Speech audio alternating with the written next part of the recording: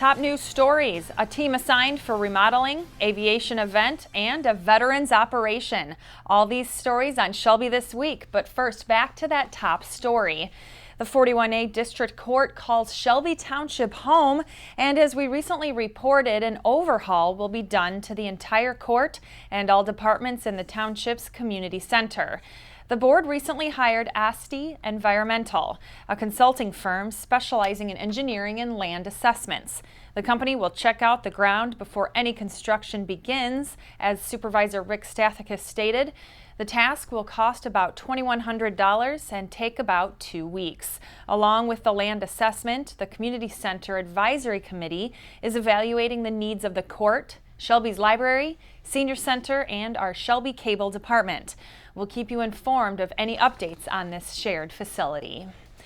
The Macomb County Sheriff's Aviation Division is putting their own spin on things as they raise money and propel fun at this year's Macomb Aviation fundraiser. Paul Morrow tells us more. I have met so many interesting individuals and organizations working here at Shelby TV, and I've always benefited from those interactions. Recently, though, I met a group of individuals who are unlike any other I've encountered. This high-flying organization's main goal is to keep Macomb County residents safe, yet most people don't even know they exist. Let's see if we can change all that. The Macomb County Aviation Division is an all-volunteer unit within the Macomb County Sheriff's Department.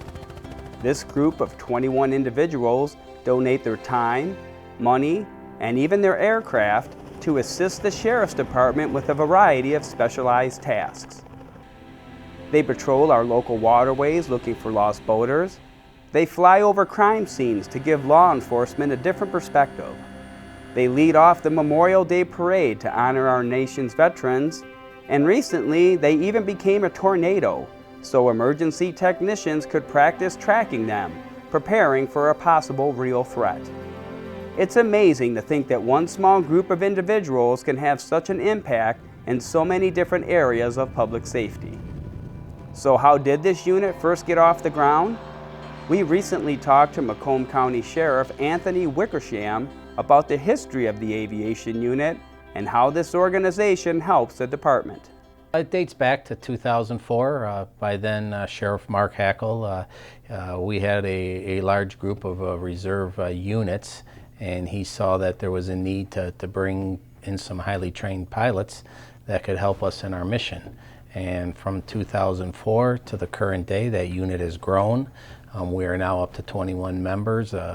These are members of the community that volunteer their own time, their own equipment, their own airplanes, their own helicopters, and to help the Sheriff's Office in the mission.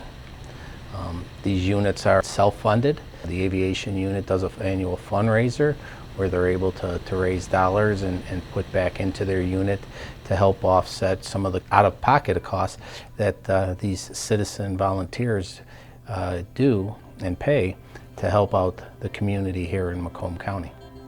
As Sheriff Wickersham noted, this organization is entirely self-funded, which means their annual fundraiser is the only way that we can keep them flying, and you can help them achieve that goal. This year's fundraiser will be on October 8th at Villa Penna's near Lakeside. There will be a gourmet dinner, open bar, music and dancing, and even some special guests. Tickets are tax deductible, and all of the funds raised will help the Aviation Division continue to provide their unique services to the residents of Macomb County. To learn more about the fundraiser or to learn more about the aviation unit itself, you can call, email, or visit the unit's Facebook page. So the next time you see a plane or hear a helicopter, give a little wave. It just may be the Aviation Division patrolling the skies, keeping Macomb County residents safe. I'm Paul Morrow reporting for Shelby This Week. Looks like a great event. It's amazing what those pilots can do. Operation Yellow Ribbon hosted their 4th annual All-American Picnic recently to honor and support military service members and their families. The event was held at the Disabled American Veterans Post 129 in Shelby Township. Event coordinator Peggy Ann Kralik tells us more about the event. And what we do is support the needs of our military service members and their families on a emergency type basis, usually like food or pay an electric bill or pay rent, before they're about ready to get evicted or something along those lines. And we get our leads from other organizations that we've partnered with, like the DAV, VFW, Vets Returning Home. So today was a fundraiser for us and an opportunity to honor those who have served us. And we're out here. Shelby Township Fire Department was good enough to bring out the truck, and I think the older kids liked it as much as the younger kids. And we had a balloon man, Big Don. He's been here with us all 4 years, and we had a face painter, and games for the kids, and every one of the kids got a prize, every one of them. And then we had door prizes that were contributed by a lot of local businesses and restaurants. And I think as a vet, when this happened, I need to come out just to thank them for all they're doing for our veterans and and our families. So it was something I really had to come and be a part of. Basically, we're all in this together. They thanked us for being here, but without them, I don't believe I would be here. They provide our freedom, and I think they should be rewarded. I can't go over there and fight. So it's my way of showing appreciation for what they do for us, because we wouldn't be free without what they're doing right now. We need them safe and free, Operation Yellow Ribbon is proud to help families of veterans right here in Shelby Township. Without question, a night sky filled with lanterns can be a beautiful sight. But as Arthur Schenk reports, launching those lanterns could be dangerous and maybe in some places illegal. There might be some changes on the horizon on the use of what they call sky lanterns here in Shelby Township. The lanterns, which rise up into the sky with the help of a flame, have become quite popular over the past years. And if you have ever seen one or many in flight, you would know why. They can be quite a sight. But is sending and floating a flaming bamboo-covered lantern a wise idea? Many believe it's not. In fact, in many countries, officials have forbidden their use. In most parts of Germany, Chile, Colombia, Spain, and Vietnam, it's illegal to launch sky lanterns. In Austria, it's illegal to produce, sell, or even import them. Washington, D.C. has banned sky lanterns, or fire balloons as they were once labeled, since 1892. And in Great Britain, where a sky lantern was responsible for a 2013 fire of 100,000 tons of recyclable material, which caused the pound note equivalent of $9.7 million in damage, you now need to notify the Civil Aviation Authority before launch. Rightfully so, as sky lantern mishaps have created many scary and disastrous problems across the globe. Here in Shelby Township, many are beginning to weigh in on the pros and cons of the use of sky lanterns. They're fun to look at and watch and everything, but the problem is they're totally uncontrollable, so you don't know what kind of damage you're going to cause when they come down. Yeah, they're more of a liability, and we have to weigh the funness with the liability side of it, and I think a little bit too dangerous for us to tolerate here in Shelby. I think Sterling Heights just adopted a policy to get rid of them, and we're going to be looking doing the same thing. So expect more news on the horizon as township officials try to decide on what to do about sky lanterns. If you are a sky lantern fan and plan on using them in the future, please use proper caution when doing so. For Shelby This Week, I'm Arthur Schenk.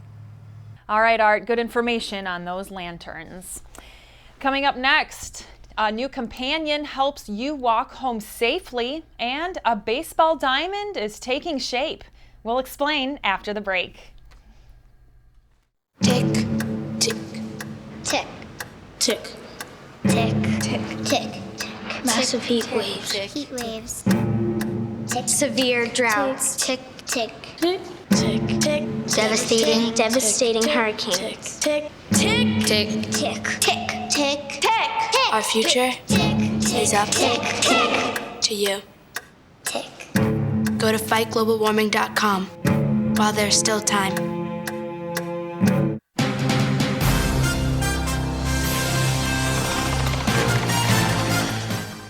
Let me know when you make it home is a common send-off between many people. Stacy Sansatera tells us more on how students Adults and seniors alike can take their farewell one step further. Personal safety is an issue for everyone. In this world, it doesn't matter your age, sex, or where you are from. And so, imagine walking a friend home at night without ever having to leave the safety and comfort of your own home. A new app designed by a group of students at the University of Michigan can do exactly that. And so, how does it work? The app, available on Android or iOS devices, lets users send requests to phone contacts to virtually track their trip using GPS. Say you're walking back home after dark through a questionable neighborhood. The app allows you to designate one of your smartphone contacts as a companion, letting that person know where you are and where you're going. The companion app tracks you as you head home, asking you if you're okay from time to time. If you don't acknowledge the prompt by tapping a button, the app will notify your companion that you could be in trouble. The app can also tell you if you're walking or have broken into a jog, and it can detect if your headphones have been removed from the jack. Any of these events can trigger a notification sending a message to your designated friend or to law enforcement. The students at U of M created the app when searching for a way to feel safer during late night walks home. The app, which was launched to the public a couple of weeks ago, is gaining a ton of momentum and nearing 1 million new users. The companion app has potential to bring an extra layer of safety to pedestrians around the world. Technology at its finest. For Shelby This Week, I'm Stacy Sansatera. Looks like a very helpful app. Tragedy struck Shelby Township after a life was lost. Nick Buckler reports on the devastating incident. Shelby Township police responded to a call around 7:25 Tuesday morning on Jewel Road just south of 26 Mile. Upon the officers' arrival, they discovered an 18-year-old male lying in a ditch underneath a transmission tower. ITC and Shelby police recovered a sweatshirt that likely belonged to the male, hanging from the tower near 90 feet up in the air. Because the police have evidence that proves this instance to be a suicide, the subject's name will not be released. At this point, police are investigating the possibility that this young man had drugs in his system, then would look into finding the person responsible for selling him those drugs and face formal charges. For Shelby This Week, I'm Nick Buckler. Such a sad loss for that family. And speaking of suicide, September is Suicide Prevention Awareness Month, and at Stony Creek Metro Park recently, the Out of Darkness Walk was held to raise awareness of suicide. A few years back, my mom's uncle, he committed suicide, and it was very tragic on our family. But we took it, or my mom did. She's very, very passionate about doing this walk. She does it every year, and I haven't been able to do it with her, but I know it's really important to her, so I came. I'm here. I wrote a book called Never Saying Goodbye. I lost my son to suicide in 1995, and I wrote a book, and so I'm here to talk about suicide, brain diseases, my book. Suicide is an epidemic today. It's a very, very, I guess you'd call it hot subject. To tell people there is hope. There is hope after you lose a loved one. And there is hope to prevent suicide and to talk about brain diseases, bipolar, depression, schizophrenia, all brain disease. People don't realize how much support is out there. It's very rewarding to help people because, you know, when things like this happen, crisis in their life, they think they're all alone. And nobody's ever totally alone. They might not just know it, but there's hope. I'm here because my son died from suicide June 8th of 2012. And this is a way that I can help spread the awareness and reduce the stigma associated with mental illness and suicide. It gives me purpose and meaning to an undescribable loss.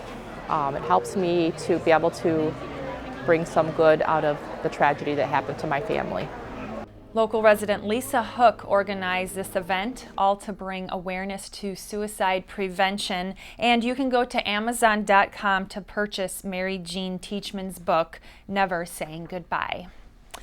On Saturday, September 19th, Shelby police were called to a serious two-car accident at the intersection of 23 Mile Road and Shaner.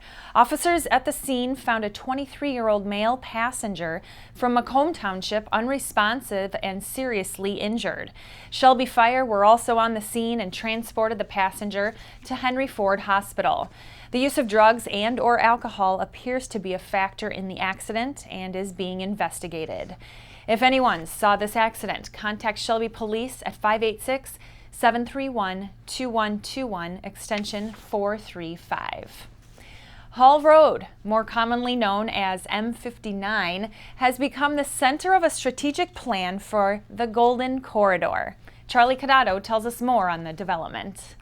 Anytime there's any new construction, then there's more people and bigger population, and it's going to just be great for all of the business in the area. Increasing population in communities surrounding Hall Road is prompting local leaders to prepare for future development on the busy corridor. It's no secret Hall Road is busy through rush hour traffic, but as new development enters the area, regional politicos say a long-term plan needs to start now. We're excited about the new baseball team coming in, the new stadium. They're building it as we speak.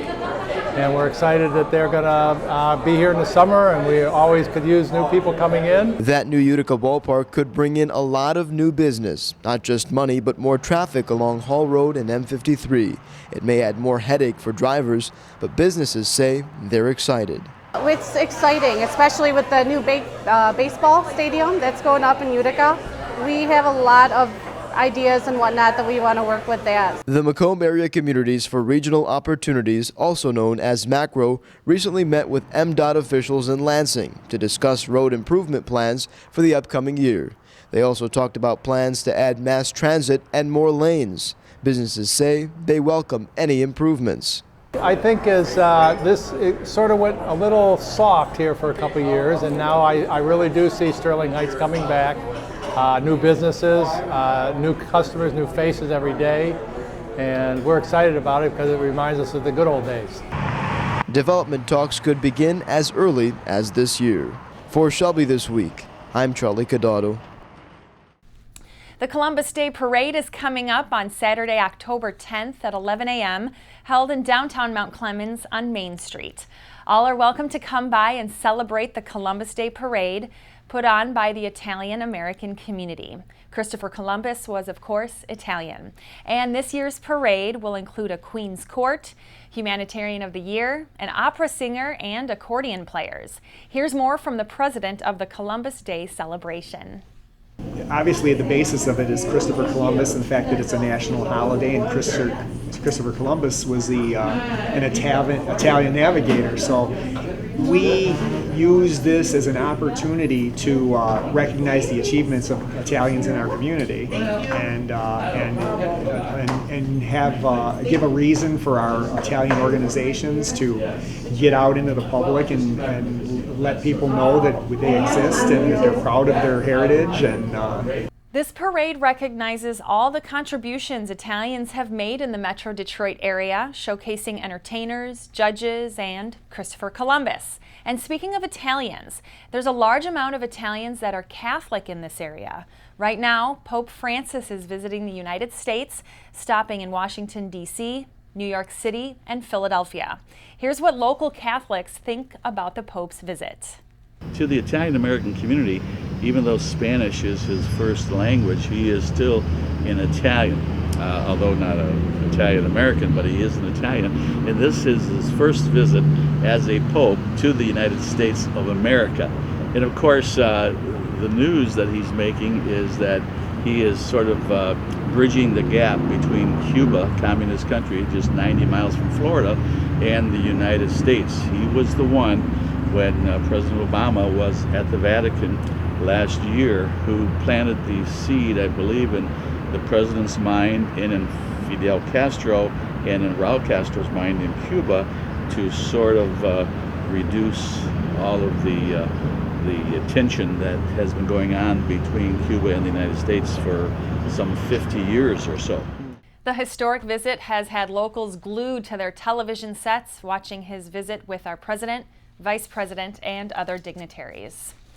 Utica Community Schools is hosting Bandorama, a one-night showcase on October 4th to raise funds for music scholarships. Bandorama showcases the district's high school musicians in remarkable performances. Tickets proceeds go to the Louis Gonda Memorial Music Scholarship Fund for music education. This memorial fundraiser has given hundreds of students the ability to attend music camps and take private lessons. Since Bandorama started in 1973, the fun event has raised more than $5,000 annually for students. All 4 bands, the Eagles, Titans, Chieftains, and Falcon marching bands, will perform their halftime shows. They'll also do a combined performance of the Star-Spangled Banner. Bandorama is at 7 p.m. on Sunday, October 4th at Stevenson High School's Runkle Field. Tickets are $5 for adults and high school students. Junior high and younger have free admission. Stop by and support the music. The Sterling Heights Chamber of Commerce recently held their grub crawl at a group of Shelby Township and Sterling Heights restaurants. This event was definitely for foodies as buses drove residents and business owners out to 8 different restaurants: Applebee's, BD's Mongolian Barbecue, Dooley's, Joe Dumar's Fieldhouse, Red Ox Tavern, Buca di Beppo, Fajita Republic, and Uno's Pizza. Besides a sponsor of the event, I am also an ambassador for the Sterling Heights Chamber of Commerce, which if you're not a member of the Sterling Heights Chamber of Commerce, you need to be. Great group of people. You're able to work with professionals in any type of business atmosphere. You get to attend grub crawls, go to different restaurants that we're participating with. Fabulous food. And you get to network and socialize with your peers. It's real fun. We've done this a few times now. This is a really big one. Gina's done a great job setting it up. And we set out some food. They come in and buy a few drinks and have the food and move on to the next place. And if we can expose the chamber and good restaurants to the customers in the area, we're happy. We get all kinds of people from cell phone places to fellow restaurants, a lot of people that do like any advertisement and stuff like that, real estate agents, all kind of people. I really love having a bunch of people come in. Then you get a lot of people that never dined here before. So you kind of give them the tour, take them around, show them around. We do private events, we do caterings, we do wedding rehearsal dinners in-house, we rent out the rooms, we do baby showers, birthday parties. So it definitely is an eye-opener to us of meeting other new people and having other people in the restaurant get to see the inside, because a lot of people, so many restaurants down Hall Road, they just kind of cruise on by. But when we finally get them in here, a lot of people do return to come try us out some. The penne marinara, penne San Remo, and then a pepperoni pizza. It's a flatbread pizza. Have a couple buses that come by, drop people off. It's a really good event. Get to mingle with a lot of people, meet a lot of people from different companies and stuff like that.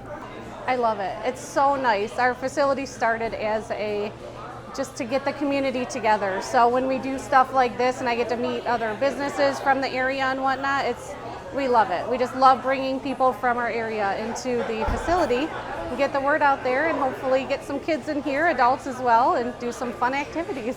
Restaurants along with participants enjoyed all the different foods offered, and our very own Aubrey's Pizza even had employees out and about patronizing their business as well. And speaking of Aubrey's Pizza in Shelby Township opened their doors, and now they had their official ribbon cutting. 1, 2, 3! The new restaurant on Van Dyke near 23 Mile is a fresh new business with more than just pizzas. Food lovers came by to check out the ribbon cutting along with the Chamber of Commerce and Shelby officials. Oh, it's wonderful. And to see, especially for our downtown area, this is part of the DDA. We had an opening maybe a month ago or so ago, and with this opening today, we're really bringing some new energy to the township. I think the businesses are a little trendier. I think they're going to appeal to a younger crowd, and of course we want to keep our young people in Shelby, so I think we have a lot for seniors, and it's really good to see that we've got places for young people and families to patronize. We have everything from our ultimate feta bread, all the way, we have steaks, salmon, our delicious pizzas, our desserts, our rock slide brownie bites, our cookie crisp. Come check us out. It's a great addition to Shelby. There was a restaurant, a long-time family restaurant here for a lot of years, and many people were sorry to see it go, and I'm sure there's some still are. But I think what a wonderful, hardly a retasking, because this is kind of kicked up a little bit from what it was. But the other restaurant was great. I think that Aubrey's has a really bright future here, and it's a beautiful, beautiful location with a smiling staff and a great menu, and in downtown Shelby Township, if you will. It's not just pizza here at Aubrey's. Visit their website, aubreys.com, for their menu and deals. Here's this week's job hunt. Barnes & Noble is hiring booksellers to help them sell products and deliver world-class customer service. Next, Ace Hardware is hiring cashiers. They're hiring part-time positions in Shelby Township. Next, Domino's Pizza is hiring an assistant manager. You must have at least 1 year experience of managing. And also, you'll have to be responsible for cost, inventory and cash controls, customer relations, paperwork, food management, and scheduling, among other tasks. That was this week's job hunt. You can go to shelbytv.org for more information on those jobs. Coming up next, homecoming celebrations. Stay tuned.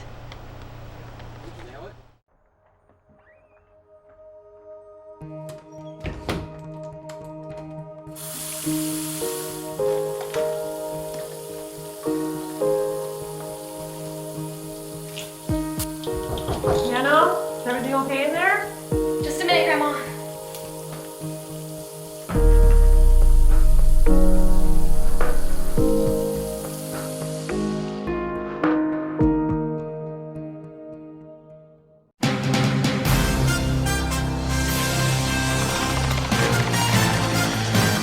It's that time of year again, homecoming, the excitement at local high schools, the big homecoming football game, the homecoming dance, and of course Spirit Week leading up to homecoming, and homecoming king and queen. Local high schools are in full swing of homecoming. Girls found that perfect dress for the dance, and everyone goes to the big game. Homecoming is also a reminder that school is in full swing now. Summer's winding down and fall is among us. Take time to stop and enjoy this year's homecoming here in Shelby at the local high schools. And that's Shelby This Week. You can watch us online all the time at shelbytv.org. And don't forget to like us on Facebook at facebook.com/ShelbyTWPTV. Thanks for watching.